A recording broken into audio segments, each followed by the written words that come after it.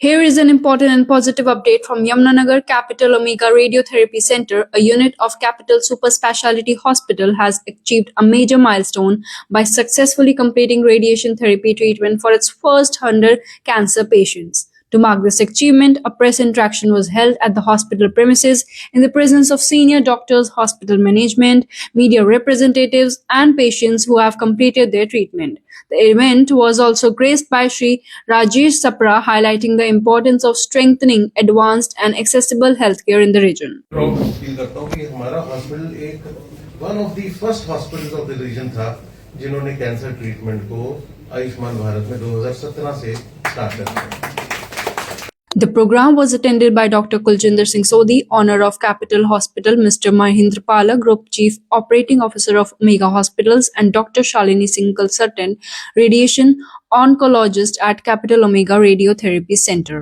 कुछ ऐसे फैक्टर्स जिनको हम बोलते हैं मॉडिफाइबल रिस्क फैक्टर्स, केवल 10% कैंसर पेशेंट्स होते हैं जिनका जीन्स से कैंसर आता है, यानी कि पेरेंट्स से बच्चों को आ गया, वो 10%, only 10%।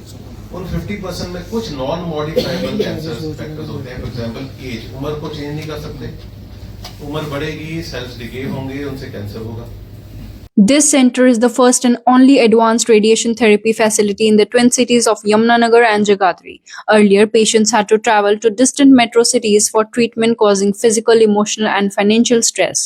With the milestone, the center reaffirms its commitment to provide ethical, compassionate, and world-class cancer care to patients in the region. So, मेरा एड्रेस यहाँ पर इसलिए बहुत इम्पोर्टेंट है बिकॉज हम लोग कैंसर को बहुत अंडर एस्टिमेट करते हैं। अगर हम कैंसर के बारे में विस्तार से बात करें, मैं यहाँ 5-10 मिनट लूंगा आपसे, तो कैंसर एक बहुत इग्नोर्ड प्रॉब्लम है। जब भी हम नॉर्मल पर्सन्स को कभी भी कोई तकलीफ ना हो ना, तो और कैंसर की बीमारी तो भगवान ना करे किसी को हो, हम ऐसा सोचते हैं कि हमें तो कैंसर हो ही नहीं सकता। इग्नोरेंस होती है। इग्नोरेंस के बाद ये एक बहुत बड़ा मिथ है कि जिसको हो जाए, आज भी मैंने 3 पेशेंट्स देखे जिनको 6 महीने से कैंसर था डिक्लेयर्ड, लेकिन वो एक्सेप्ट करने के लिए तैयार नहीं है कि उनको कैंसर है। तो ये बहुत इंपॉर्टेंट अंडरस्टैंडिंग है कि कैंसर को डायग्नोज करना अर्ली स्टेज पे सबसे अनिवार्य है। तो nutshell of this meeting is कि अगर हम ये मैसेज दे सकते हैं पब्लिक को कि अगर भगवान ना करे इस तरह की बीमारी का शक है तो उसको पाले नहीं, उसमें शॉर्टकट्स ना ढूंढे।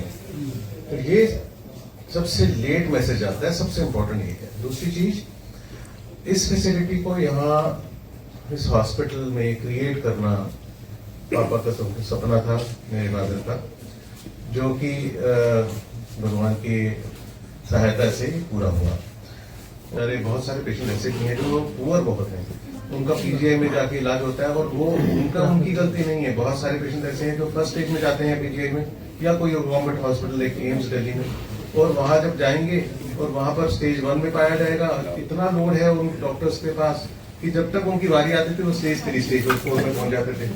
तो ये उनका क्या फॉल्ट हुआ, और ये आज भी ट्रू है। गवर्नमेंट सेटअप्स में लोड इतना ज्यादा है कि आपका वेटिंग टाइम कम से कम 3 या 4 महीने होता है। कैंसर में कभी भी अर्ली डिजीज में पेन नहीं होता। Depending upon the kind of cancer उनके अलग सिम्टम्स होते हैं। For example, India is the capital of head and neck cancers in the world. मुंह के कैंसर टोटल नंबर 25% पूरे कैंसर्स का है इंडिया में, जबकि वर्ल्ड में ये फिगर है 5%। तो मुंह के कैंसर की बात करें तो जो एज ग्रुप के लोग, चाहे यंग हो चाहे ओल्ड हो, जो तंबाकू, पान, बीड़ी, सिगरेट, चैनी, किसी प्रकार का मसाला करते हैं या नशा करते हैं, तो उनके मुंह के अंदर, मुंह की जो खाल है, अगर वो कालापन आ जाए, उसमें सफेद या लाल चकत्ते आ जाए, सफेद चकत्ते जो उंगली से भी ना हटे, लाल रंग के चकत्ते आ जाए, कोई घाव ऐसा आ जाए जो भरे नहीं, और आवाज भारी हो जाए, खाना खाने में निगलने में परेशानी हो जाए, गर्दन में गिल्टियां आ जाए, ये सब अर्ली सिम्टम्स ओरल कैंसर के। फूड पाइप का कैंसर, इन्हीं पेशेंट्स को जो स्मोकर्स हैं, head and neck, food pipe का cancer, stomach cancer, urinary bladder cancer, ये सारा, और लंग कैंसर, ये सब होता है। अब इसमें उन पेशेंट्स को अगर खाना खाने में निगलने में तकलीफ हो, जहाँ खाना अटकता हो, फिर वो पानी पी के खाते हो, तो दैट मीन्स कि फूड पाइप के लाइनिंग में कहीं ना कहीं जख्म या घाव है। इसी प्रकार से फेफड़े के कैंसर में कफ में ब्लड आई या क्रोनिक कफ, कोई भी ऐसा खांसी जो 4 हफ्ते से ज्यादा है, इलाज करने के बाद भी ठीक नहीं हो रही, तो दैट मीन्स वो प्रॉब्लम है।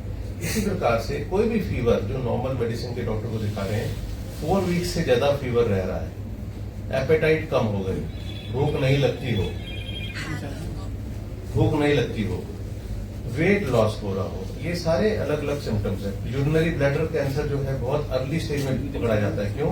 पेशाब में खून आता है, सबसे पहला सिम्टम उसमें होता है पेशाब में खून आना। आम आदमी के पेशाब में खून नहीं आता तो पेशेंट एकदम भागता है। तो स्टेज 1 में हमारे पास यूरिनरी ब्लैडर कैंसर 70% है, क्योंकि वो एबनॉर्मल सिम्टम है, आज तक उसको यूरिन में ब्लड नहीं आया, तो उसका इग्नोरेंस नहीं करेगा पेशेंट। इसी तरह से सर्विक कैंसर, सर्विक्स यानी कि बच्चेदानी के मुंह का कैंसर, और ये अर्ली स्टेज में पकड़ा जाता है और यंग पेशेंट्स का है। अब देखिए कैंसर जो होता है ना, हम सोचते हैं कि 50 साल के बाद चेक कराएंगे तो ये हो गया कैंसर।